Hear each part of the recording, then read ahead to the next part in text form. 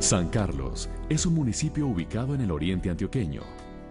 Abundantes bosques no intervenidos y ecosistemas estratégicos enmarcan el trabajo diario de sus moradores que adornan las montañas de verdes interminables. Sus múltiples riquezas y su ubicación estratégica fueron las razones que dieron inicio a un capítulo de hechos violentos en una historia marcada por el desplazamiento, las pérdidas y la resistencia.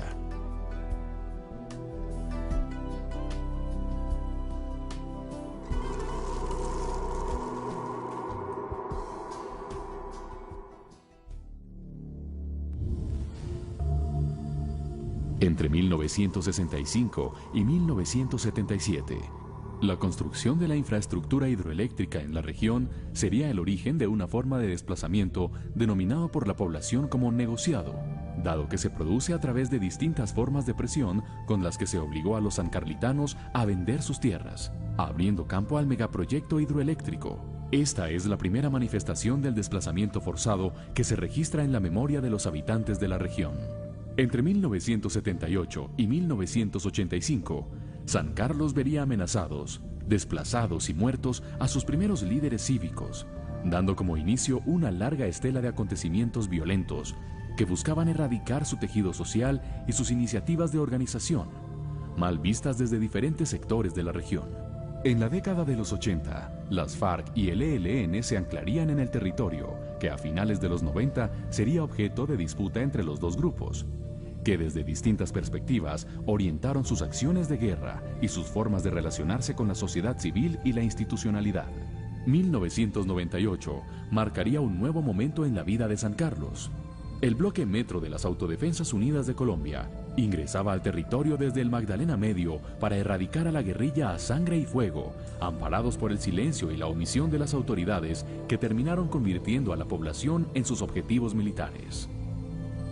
Esta fue una estrategia basada en el miedo, en la que los sancarlitanos fueron sometidos a la desaparición forzada, las muertes selectivas, las órdenes de desalojo, las extorsiones, el despojo de bienes, los retenes, los bloqueos, el confinamiento y los campos minados, hechos descritos en los cuadernos de la guerra, en las listas de la muerte.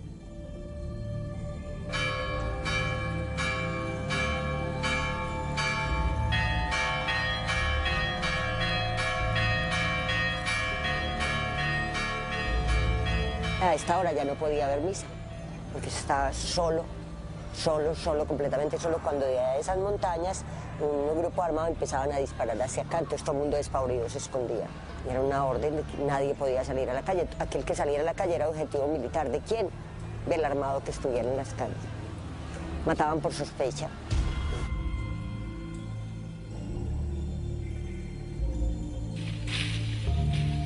Nosotros nos prohibieron bajar a San Carlos 4 años que no podíamos bajar. Me tocaba ir a Granada a mercar y tocaba llegar a Granada y en la misma escalera que me venía a venir los matones ahí, y ahí en el Alto de la Cruz, en el Carmelo, tumbaban 2 o 3 uno en el mismo carro.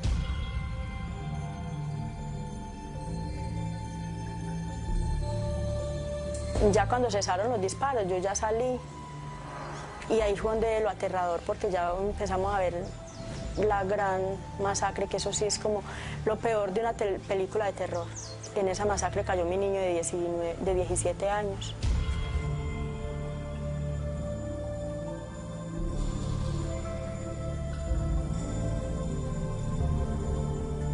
Ya se viviera un miedo, un terror. 6 de la tarde ya todo el mundo estaba acostado. Se acostaban con los tenis, con la ropa, esperando de que ya llegara el grupo armado a sacar la gente para ver si tenía uno la oportunidad de escaparse. El ejército cogía a la gente campesina de las estancias de Panela, desde los lados de San Carlos, los traían caminando por los lados de Samaná, Peño Grande, y se los entregaban aquí las autodefensas, y por ahí a 20 o 30 minutos los acribillaban y los hacían pasar como guerrilleros.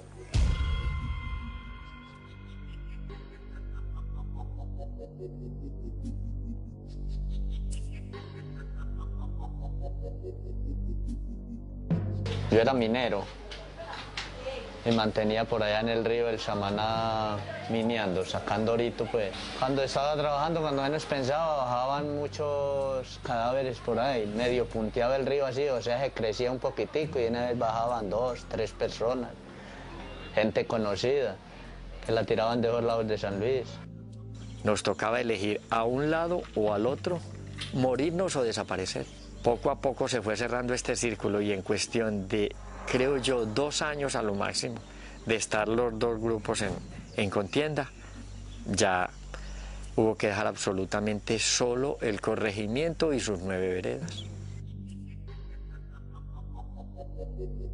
Entre 1988 y 2010, en San Carlos, se perpetraron alrededor de 33 masacres, en las que se asesinaron aproximadamente 219 personas.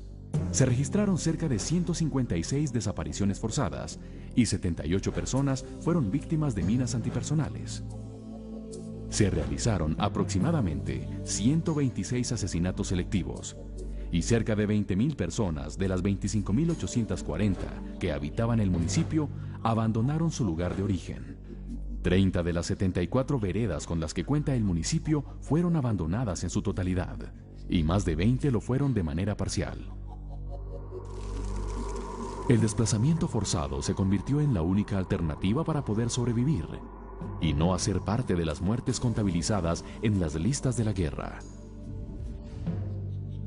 Y optamos mejor por irnos desplazados todos para el pueblo, arriesgando a que ya lo peor había pasado, que si nos quitaban la vida en el camino, pues que ya que se iba a hacer, pero aquí no nos podíamos quedar como secuestrados.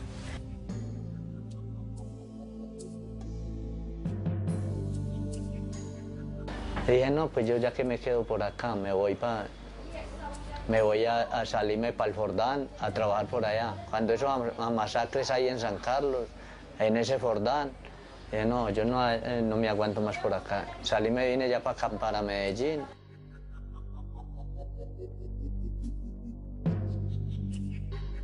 Y dígame uno, de todas maneras, venirse uno, ya, como se dice, salir de Guatemala para caer a Guatapeor, y caímos y aterrizamos al Popular 2, que eso se formaban esos boleos de Chumbín, Vallezuela, uno y otro bolean y nosotros nos tocaron cerrarnos así, puro besito mirar, pero a nosotros no nos hacían nada, porque de todas maneras ellos sabían la historia de nosotros, que nos había tocado irnos desplazados. El desplazamiento no fue único ni exclusivo hacia las ciudades y poblaciones vecinas. En muchos casos, se llevó a cabo dentro del mismo casco urbano del municipio y en las veredas fueron muchas las estrategias para evitar a los actores armados. Cuando se oía por ahí pues, que estaban matando a tanta gente, me decía, pásense a dormir acá, que aquí quedamos más bueno todos juntos, que aquí nos cuadramos de cualquier manera. Bueno, había noche me pasaba, pero cuando ya eso como que medio se calmaba, yo me quedaba en la casa.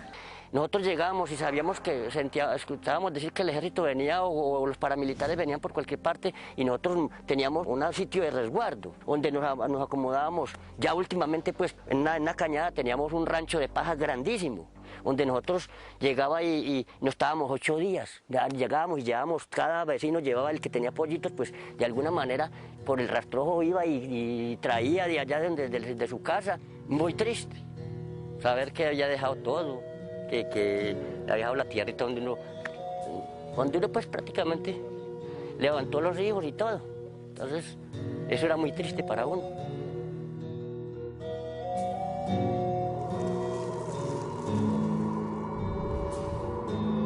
A finales de 2003, el bloque Metro fue derrotado militarmente por el bloque Cacique Nutibara de las Autodefensas Unidas de Colombia. Los hechos violentos se redujeron, pero la guerra no cesó. Estos acontecimientos se dieron en el marco de la implementación de la política de seguridad democrática, días en los que se empieza a visionar el proceso de la desmovilización. En el marco de unas fiestas tradicionales de San Carlos, que son las fiestas del agua, generamos las primeras fiestas del retorno. Para ese momento contamos con la colaboración de la Gobernación de Antioquia, el municipio de San Carlos, y nos patrocinaron 38 buses, los cuales fueron totalmente colmados de población desplazada, como acción para generar confianza, para posteriormente poder plantear propuestas de retorno. me aburrí por allá, yo siempre alcancé a estar como, más o menos como año y medio.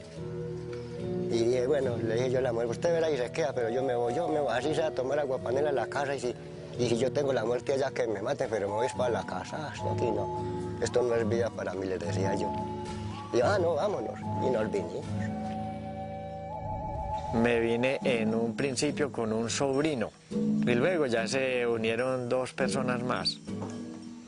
Nosotros en un principio éramos 3, después 5, pero de los 5 murieron 2 en el intento. Cuando ya llegué a Granada, que ya era parte de nosotros, una alegría muy grande. Uno volver a ver el origen de donde se fue es muy elegante, ¿no? Es que no, mejor dicho. Y empezamos a tocar puertas en instituciones del orden nacional, del orden internacional, y logramos gestar lo que se llama la Alianza de Retorno Medellín-San Carlos. Eso es otro gran logro que viene encadenado al proceso que se inicia desde el TESODI. Y así hemos ido logrando ir subiendo en un retorno que no será, ay, por Dios, la 7ª maravilla, pues, pero que al menos en ese sentido de pertenencia, en esas ganas de nuestra gente de estar en su pedacito de tierra, es siquiera darle la mano. Y aunque el retorno de a pocos va arrojando resultados, el temor y los recuerdos de los días de guerra se han convertido en el principal argumento para no regresar, para habitar a lo lejos. Ahora porque ya como que la gente perdió el miedo y está volviendo pues la gente mucho. Pero yo sí no, yo sigo con ese mismo temor.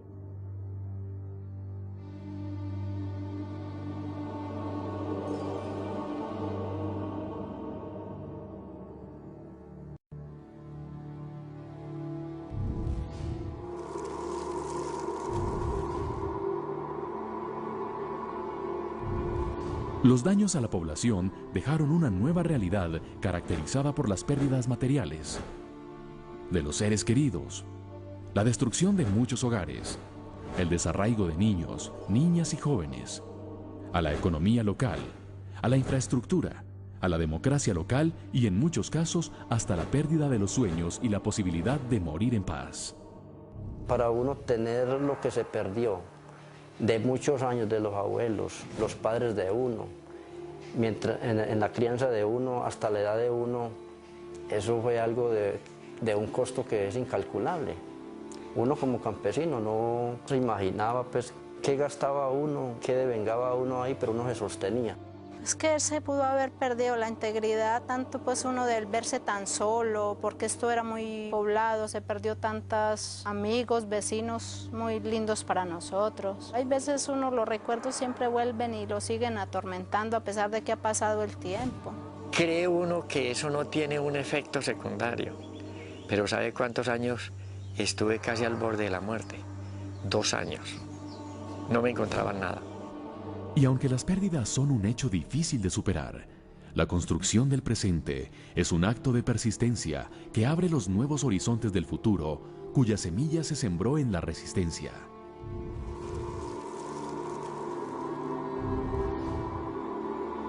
En la misma medida que unos se iban, otros valientes se quedaban, otros nos íbamos y no aguantábamos afuera y regresábamos, como en mi caso. Yo estuve 2 años desplazada y luego me volví, yo no, por Dios, aquí me quedó parte de mi familia, hay que ir a intentar hacer algo, así sea acompañar al otro. Tengo derecho a llorar a mis muertos, pero tengo necesidad de levantarme mañana a ver qué hago por los que hoy están vivos. Y se fueron dando unas actividades de resistencia civil. Nosotros permanecíamos en esa calle con un casino donde jugábamos naipe, tute, dominó, parqués, remis y sobre todo bingo.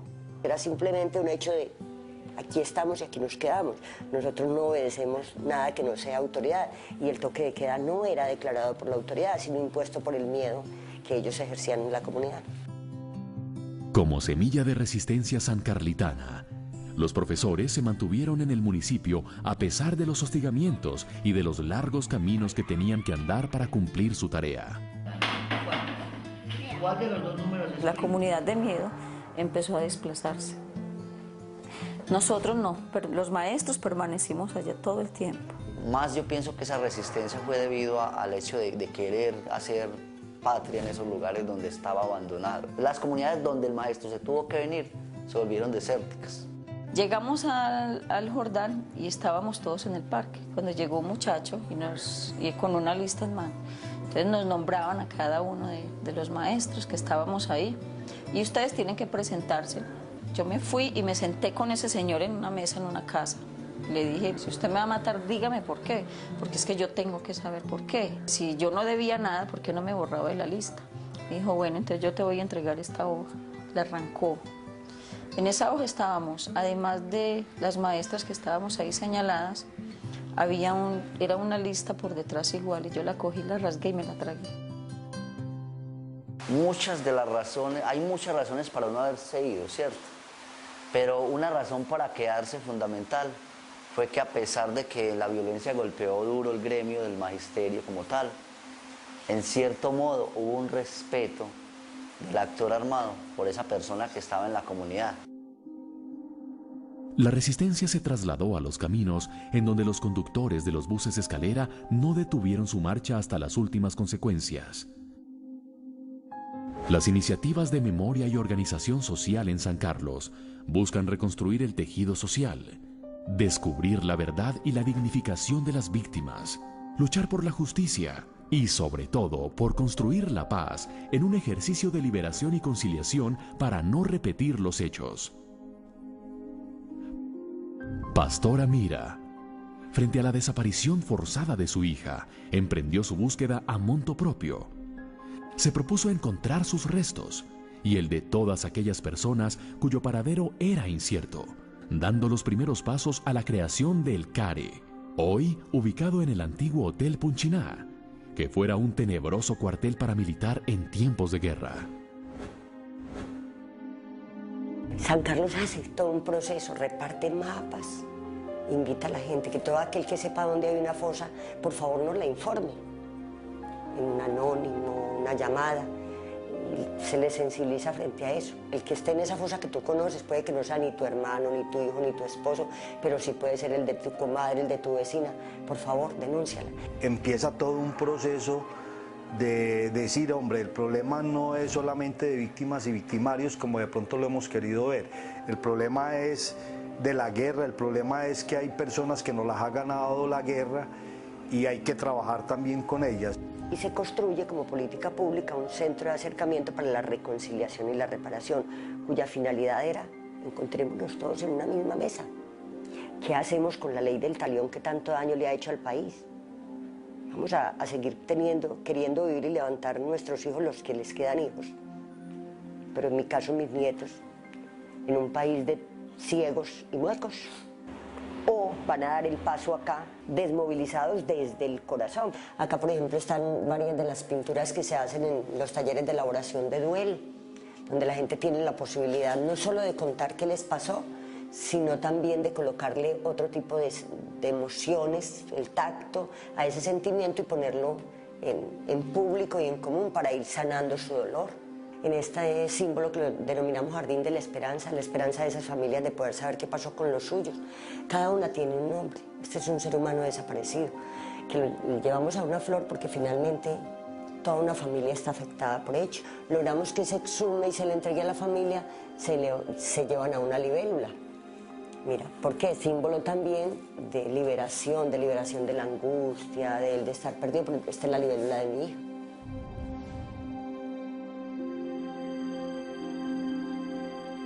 Aquí en el municipio ha tenido como decía, muy buen auge la parte artística y deportiva, entonces entra a ser una estrategia muy interesante, tanto para niños, niñas y jóvenes del campo como de la zona urbana. Ya entran entonces ellos a hacer un proceso de articulación de instituciones, y es allí donde acogen la parte que trabajaba el CARE de atención psicosocial, la parte que trabajaba Casa de la Cultura desde el Teatro La Gotera, con las áreas artísticas, y la parte deportiva y de participación juvenil de nuestra opción La Vida y del Instituto de Deportes y Recreación. Cuando articulan esas cuatro instituciones es donde nace Animarte, que lo denominamos la cultura y el deporte como procesos constructores de paz.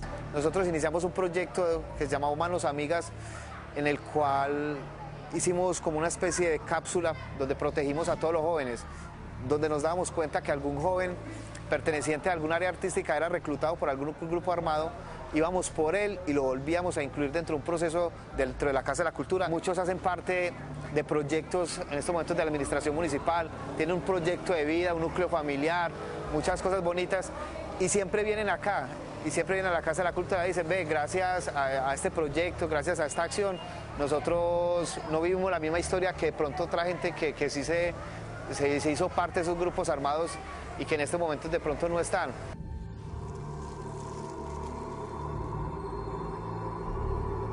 Aquí organizamos una ONG que se llama Corporación de Desplazados del municipio de San Carlos, organizó ante el 9 de noviembre del año 2004.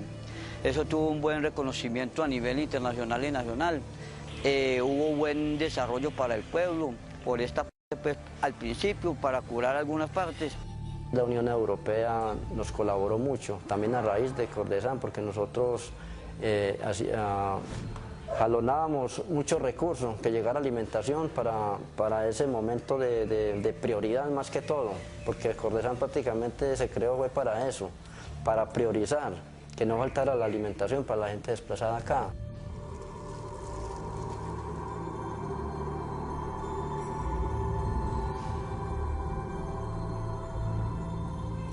Empezamos a encontrar una gran cantidad de población desplazada en San Carlos que residía ya en la ciudad de Medellín y de hecho también estaba ubicada en todos los sitios y los barrios periféricos. En ese momento recibimos una invitación por parte de la Gobernación de Antioquia, la Secretaría de Derechos Humanos, donde invita a la colonia de San Carlos a desarrollar una acción humanitaria, digámoslo así, en pro de las familias desplazadas o de los paisanos que estaban desplazados en Medellín. Para el año 2004 elaboramos una propuesta y una metodología que fue piloto y sigue siendo piloto en Colombia, que es el tema de la organización de la población desplazada en áreas metropolitanas. Nos dimos a la tarea de que la población o nuestros paisanos declararan su desplazamiento, conseguir becas en las instituciones educativas que en el centro de Medellín. Graduamos aproximadamente en los 3 primeros años entre 150 o 200 bachilleres desplazados que eran campesinos. Los frentes de trabajo en San Carlos para posibilitar no solo el retorno, sino para crear un marco de permanencia, demuestran que a pesar que el objetivo de la guerra sucia fue acabar con el tejido social, no se logró. El liderazgo social que siempre ha destacado a San Carlos propende porque sus programas, sus celebraciones e iniciativas, sus monumentos, la labor de desenterrar minas del campo sean actos donde se siembre la vida y desaparezcan las balas. Se inicia en el 2008 un desminado con el apoyo de la OEA y luego viene ya el municipio de Medellín a aportarle para el tema del retorno también el tema de seguridad con desminado y hace un apoyo considerado para poder desminar ese territorio donde nuestra población estaba yendo.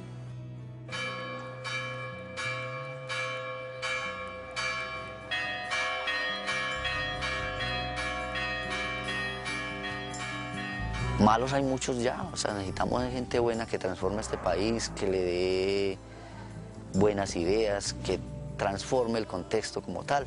La primera invitación es hagamos el ejercicio de buscar enterrar la ley del talión, por eso estamos colocando ese abono a las víctimas.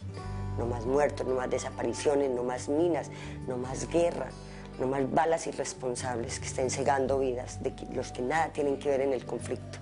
No más indiferencia. Es que yo creo que el día que en Colombia todos y cada uno nos levantemos pensando, al menos por hoy no seré indiferente con lo que pasa con ese ser humano que está al frente mío, y la forma como le trasladamos la historia a las nuevas generaciones cuenta mucho.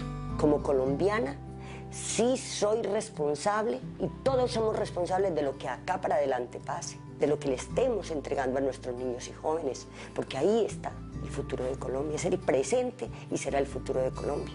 Entonces sí somos responsables de que esto se repita o no se repita, dependiendo con qué afecto estamos levantando a los niños, independientemente de si es mi familia, tiene grado de consanguinidad conmigo, de afinidad o no.